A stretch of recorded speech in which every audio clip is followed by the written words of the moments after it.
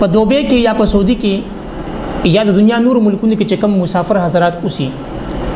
دی به فطرانه په کم حساب سره ادا کوي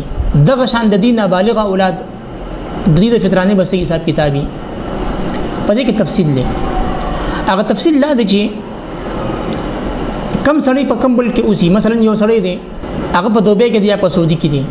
دی فطرانه ادا کوي د خپل طرف نه نو چې دی په کم ملک کې اوسي د هغه ملک په حساب سره به خپل فطرانه ورکوي په دوبه کې دی یا په سعودي کې دی یا انډونیشیا کې دی یا ملیشیا کې دی د دې په اړه کې تاسو کې چې وي د پوکم 200 غنم دلته کې څه قیمت دی نو هغه قیمت به کم دی په فطرانه کې ورکی کو بل فرض دی الته کې نه ادا کوي دوبه کې یا سعودي کې نه ادا کوي د کور ته اطلاع ورکړي چې به زما طرف ته تاسو فطرانه ادا کوي نو په دې کې دا خبره ده چې کور والا د طرف نه فطرانه ادا کوي نو د هغه د قیمت اعتبار به وي چې کم ځای کې دی اوسي په کم ځای کې د نن سبا مقیم دی د هغه د قیمت په اعتبار سره به د فطرانه ادا کوي دا خو د هغه خبره شو چې هغه بهر ملک کې مقیم دی داغه متعلق خبره شو اوس مسله دا چې یو سړی داسې دی چې داغه نابالغ اولاد دی هغه پاکستان کې دی او دی پلار په سعودي کې دوبه کې دی اوس دا والد سب د خپل بچو فطرانه ادا کوي نو د کم ځای د قیمت په حساب سره به فطرانه ادا کوي په دې کې زموږ د احناف دوه قول دي د امام محمد رحم الله په نسبت باندې چې کم ځای کې والد سب دی نو د هغه ځای اعتبار سره به د هغه ملک په حساب کتاب سره به د خپل نابالغ اولاد فطرانه ادا کوي مثلا امام محمد رحم الله فرمایي چې والد سب په سعودي کې دی یا په دوبه کې دی او دی د خپل نابالغ اولاد فطرانه ورکوي نو دی چې په کوم ملک کې اوسي د هغه ملک په حساب سره به د خپل بچو فطرانه ادا کوي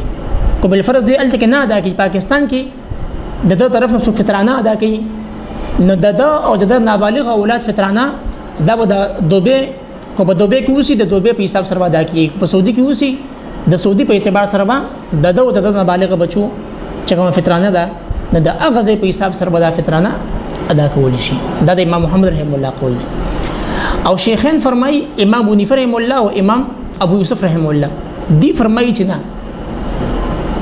نابالغ اولاد مثلا پاکستان کې دي نه نابالغ اولاد سرسایه فطرانه دا به د پاکستان د قیمت په اعتبار سره دا به د دوبه یا د سعودي په قیمت په اعتبار سره نه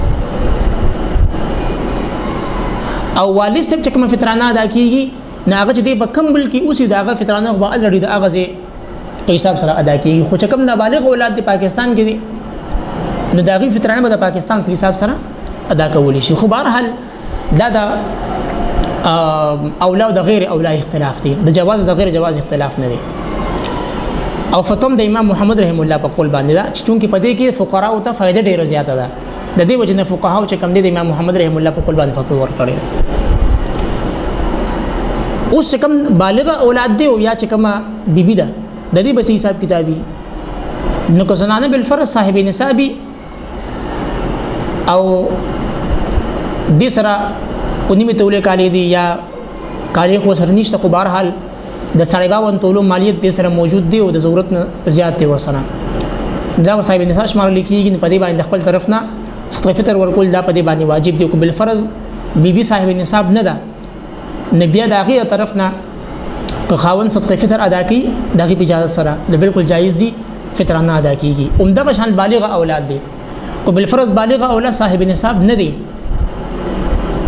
نو دغه طرف نه والد سب چې کم دي فطرانه ادا کول شي بالکل جایز دي سر مسله به کې نشته او کو بل فرض اولاد صاحب نصاب دي نو په دې صورت کې بیا چې کم دي بالغ اولاد په خپل د خپل طرف نه فطرانه ادا کوي هغه بیا چې کم دي په وارث باندې لازم نه ده کله شان بالغ اولاد صاحب نصاب نه دي نو داغي فطرانه په والد سره باندې ورکول دا لازم نه دي والد سره چې کم دي هغه صرف په خپل نابالغ اولاد باندې پړ دی پښتو کوته مونږ پړ وایو نو نابالغ اولاد د طرف نه په والد سره باندې فطرانه ورکول دا لازم دي او چې کوم بالغ اولاد دي داغي طرف نه فطرانه ورکول دا لازم نه دي والد سره ورکړنو ادا بشي